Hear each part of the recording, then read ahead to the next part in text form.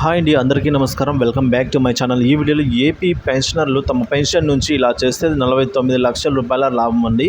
తదనంతరం వారసుల నుండి కూడా రికవరీ అయితే చేయరు ఈ 49 లక్షల రూపాయలని. సో ఏం చేయాలి అన్న పూర్తి వివరాలను ఈ వీడియోలో తెలుసుకుందాము.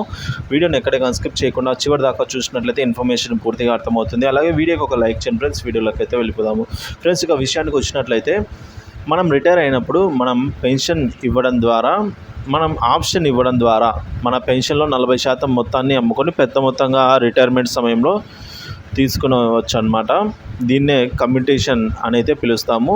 మన బేసిక్లో 40% 15 ఏళ్ల పాటు తగ్గించి ఇస్తారు. సో ఒకవేళ ఈ ఆప్షన్ని ఎంచుకొని ఆ పెన్షనర్ చనిపోతే దీన్ని ఫ్యామిలీ పెన్షనర్స్ నుంచి తగ్గించరు. కేవలం మీకు ఇచ్చిన అమౌంట్ మాత్రమే రికవరీ చేసుకోగలరు. వడ్డీ అని చెప్పకపోయినా 15 ఏళ్లకు మీకు తీసుకున్న వడ్డీతో సహా వసూలు చేస్తారని చెప్పవచ్చు.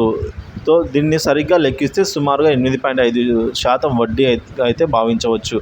అంటే మీరు 19.42 లక్షలు 8.5% వడ్డీతో 15 సంవత్సరాలకు లోన్ తీసుకుంటే ఎంత ఈఎంఐ చెల్లించాల్సి వస్తుందో అంత మొత్తంలో మీ పెన్షన్లో 15 ఏళ్ల పాటు రికవరీ అవుతుంది.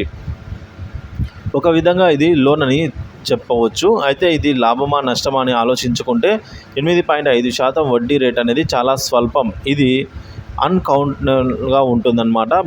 ఇంకా బయట లోన్ తీసుకుంటే నెలకు 24,000 నుంచి 36,000 వరకు ఈఎంఐ చెల్లించాల్సి ఉంటుంది. కానీ మనము 20,000 మాత్రమే చెల్లిస్తున్నాం. అంతేకాదు ఈ మొత్తం సర్వీస్ పెన్షన్ నుంచి మాత్రమే మినహాయిస్తారు.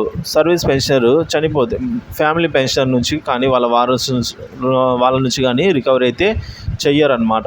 ఉదాహరణకు ఒక ఉద్యోగి పెన్షన్ ప్రపోజల్ పంపేటప్పుడు కమ్యూటేషన్కు ఆప్షన్ ఇచ్చి రిటైర్ అయిన నెక్స్ట్ రోజు చనిపోయినా కూడా మొత్తం స్పౌస్కు లేదా వారసులకు ఇవ్వాల్సి ఉంటుంది. ఒక్క పైసా రికవరీ ఉండదు. అందువల్ల కమ్యూటేషన్ తీసుకోవడం 100% లాభం అనే చెప్పాలి. సరే, దీనిని ఇంకొక విధంగా కూడా చూద్దాము.